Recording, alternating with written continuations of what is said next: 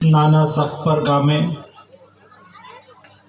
જલ મંદિરના ઉપલક્ષમાં આયોજિત આજના કાર્યક્રમમાં આપણા વચ્ચે ઉપસ્થિત આદરણીય કુંવરજીભાઈ અને કુંવરજીભાઈએ જેમના નામ બોલ્યા છે એવા બધા જ મંચ પર બિરાજમાન આગેવાનો,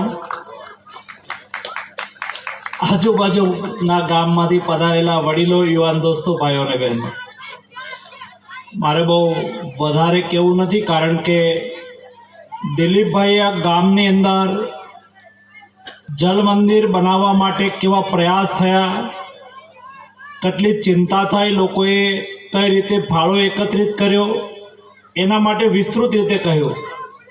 કુંવરજીભાઈએ રાજ્ય સરકારના જળસંચય માટેના પ્રયાસો, બજેટ, ખર્ચ અને છેલ્લે કહ્યું કે તમારે જ્યારે જરૂર પડે ત્યારે પાણી બચાવવાના કોઈ કામની અંદર સરકાર પાછી નહીં પડે.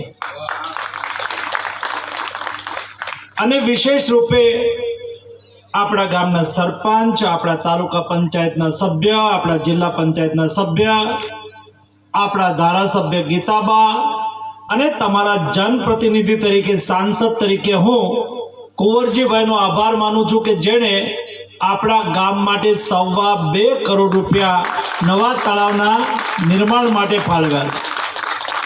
કારણ કે મારી જવાબદારી પણ છે, મારા વિસ્તારની અંદર કામ થતું હોય, ઉત્સાહપૂર્વક રાત્રિના સમયે હું તો તમારો જનપ્રતિનિધિ છું એટલે આવું, પરંતુ ગામ આમંત્રણ આપે અને આપણને પ્રોત્સાહિત કરવા માટે ઉપસ્થિત થાય તો સ્વાભાવિક રીતે આપણે એનો આભાર પણ વ્યક્ત કરવો જોઈએ અને ખુશી પણ વ્યક્ત કરવી જોઈએ. દોસ્તો, જળને સંપત્તિ કહ્યું છે. જળ સંપત્તિ, જળ એ સંપત્તિ છે અને આ સંપત્તિને સાચવવી એ આપણી જવાબદારી હોય છે.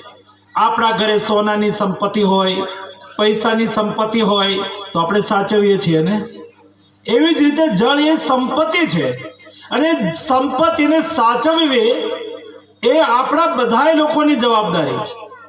અને એટલા માટે તમે જુઓ, આ સૌરાષ્ટ્રની અંદર પાણીની સમસ્યા એ આજકાલની સમસ્યા નથી, વર્ષોથી સમસ્યા છે. પાણી છપ્પનિયા દુષ્કાળથી લઈને ઇતિહાસ મેં વાંચ્યો છે તો દર 3-4 વર્ષે સૌરાષ્ટ્રની અંદર દુષ્કાળ પડે અને દુષ્કાળની અંદર પાણી એ મોટી સમસ્યા હોય. અને એટલા માટે આપણે ત્યાં કહેવતો બની ને, કેવી બની, આપણે કોઈને મળીએ, કોઈ આપણા ઘરે મહેમાન આવે અથવા આપણે મહેમાન તરીકે કોઈને ત્યાં ગયા હોય તો પૂછીએ અંજળ કેમ છે, કારણ કે સૌરાષ્ટ્રની અંદર અન્ન અને જળની વારંવાર સમસ્યાઓ ઊભી થતી હતી. આપણે બેન દીકરી ઘરે આવી હોય, બેન દીકરી જતી હોય એટલે આપણે કહીએ કે બેટા તબિયત પાણી સાચવ છે. તબિયતની પણ ચિંતા કરતા હતા અને સૌરાષ્ટ્રમાં પાણીની પણ આપણે ચિંતા કરતા હતા, કારણ કે પાણી એક આપણી કાયમી સમસ્યા રહી છે. એ સમસ્યાનું સમાધાન કઈ રીતે હોઈ શકે? કોઈ પણ સમસ્યા હોય એ સમસ્યાના સમાધાનને ખોજવાનો પ્રયાસ થાય તો એનું પરિણામ હંમેશા મળતું હોય છે. તમે વિચાર કરો, પીવાના પાણી માટે 1987ના દુષ્કાળની અંદર સૌરાષ્ટ્રમાં પીવાના પાણીને લઈને સંઘર્ષ થતા હતા, બેડા યુદ્ધ થતા હતા. બહેનો રાત્રે લાંબી લાઈનની અંદર બેડા લગાવી જાય, 3 વાગે ટેન્કર આવે, બહેનો દીકરીઓ બજારની અંદર પાણી ભરવા માટે દોડતી હતી. પીવાના પાણીને લઈને 87ના દુષ્કાળમાં જે ઝઘડા થયેલા એમાં 13 લોકોના મૃત્યુ થયેલા. દોસ્તો, એ ઝઘડાનું મૂળ, એ મૃત્યુના મૂળમાં જાઓ તો એ પાણી હતું. એના સમાધાન માટે થઈને 1995ની અંદર પહેલો પ્રયાસ કર્યો. કેશુબાપા રાજ્યના મુખ્યમંત્રી થયા, એમણે જળ સંચય અભિયાન ચાલુ કર્યું. નાના નાના ચેક ડેમો માટેની 60-40ની યોજના લાવ્યા. નરેન્દ્રભાઈ રાજ્યના મુખ્યમંત્રી થયા. તમે કલ્પના કરો કે આ નર્મદા ડેમ, અહીંથી 750 કિલોમીટર નર્મદા ડેમમાંથી પીવાના પાણી માટેની પાઇપલાઇન, 1,10,000 કિલોમીટર પીવાના પાણીની પાઇપલાઇનથી 10,000 સૌરાષ્ટ્ર ને કચ્છના ગામડાને પાણી ઉપલબ્ધ કરાયું, પીવાનું પાણી ઉપલબ્ધ થયું. પીવાના પાણીની સમસ્યાઓ ઉકલી તો બીજા સ્ટેપની અંદર કુંવરજીભાઈ વાત કરતા હતા, હું ધારાસભ્ય હતો, કુંવરજીભાઈ પણ ધારાસભ્ય હતા. એ વખતે નરેન્દ્રભાઈએ રાજકોટની અંદર સમગ્ર સૌરાષ્ટ્રના ધારાસભ્યોને સાંસદોને બોલાવીને એક પ્રેઝન્ટેશન આપ્યું હતું. અને એ પ્રેઝન્ટેશન જ્યારે આપ્યું ત્યારે એમણે કહ્યું કે હું નર્મદાનું પાણી સૌરાષ્ટ્રના 150 ડેમની અંદર છોડીશ. ત્યારે કુંવરજીભાઈ હસતા હતા, આપણી સાથે નહોતા. એટલે કુંવરજીભાઈ કહેતા હતા કે નર્મદાનું પાણી કઈ સૌરાષ્ટ્રના ડેમમાં આવતું હશે. પરંતુ એ નરેન્દ્રભાઈએ એ નર્મદાનું પાણી સૌરાષ્ટ્રના 115 ડેમની અંદર છોડ્યું. એનાથી પણ આગળ જઈને અત્યારે જળ સંપત્તિ મંત્રી તરીકે કુંવરજીભાઈ આ ધરતીમાંથી ગયા છે અને ખબર છે આપણી સમસ્યાનું સમાધાન કઈ રીતે લાવી શકાય. જો એમણે કહ્યું કે 2 વર્ષની અંદર ક્યારેય સૌરાષ્ટ્રને નહોતું મળ્યું એટલું બજેટ ફાળ્યું.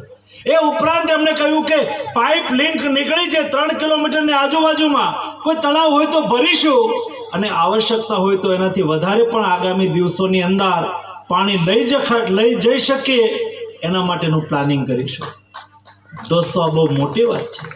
અને એટલા માટે એક પ્રયાસ થયો તો સૌરાષ્ટ્રને પીવાનું પાણી મળ્યું, બીજો પ્રયાસ થયો તો સિંચાઈ માટેનું પાણી ઉપલબ્ધ થયું, અને ત્રીજો પ્રયાસના ભાગરૂપે સમગ્ર સૌરાષ્ટ્રનું નાનું મોટું કોઈ તળાવ નર્મદાના પાણીથી ભરાવાથી વંચિત ન રહી જાય એ દિશાની અંદર પ્રયાસ થઈ રહ્યા છે. ત્યારે આપ સૌએ લોક ભાગીદારીનો કન્સેપ્ટ લીધો છે, સામૂહિકતાથી.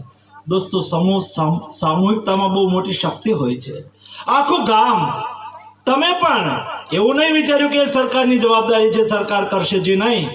તમે પણ એમાં સાથે બન્યા, ગામમાંથી બહાર ગયા છે. કોઈ રાજકોટ, કોઈ અંકલેશ્વર, કોઈ જ્યાં ગયા હોય ત્યાં પણ એમને એવું થયું કે મારા ગામમાં જલ મંદિર માટે, પાણીના સંગ્રહ માટે પ્રયાસ થઈ રહ્યો છે, મારાથી પણ જે કાંઈ થઈ શકે તે આપવું જોઈએ. 40 લાખ રૂપિયાનો ફાળો થઈ ગયો હોય, સરકાર આપણી સાથે હોય, લોકોનો જજ્બો હોય. અહીંયા યુવાનીઓ જ્યારે સ્વાગત માટે આવતા હતા, હું જોતો હતો એમનો ઉત્સાહ એ આપણને ચોક્કસ આપણા ગામમાં ધરતીના તળ અને કૂવાના તળ ઊંચા લાવવા માટે ઉપયોગી થશે. આપ સૌને આજના પ્રસંગે ખૂબ ખૂબ શુભકામનાઓ પાઠવું છું. આ ગામમાંથી પ્રેરણા લઈને સમગ્ર પંથકની અંદર લોક ભાગીદારીથી જળ સંચયનું કામ આગળ વધે એવી શુભેચ્છાઓ. આપ સૌને અનેકાનેક શુભેચ્છાઓ. ધન્યવાદ.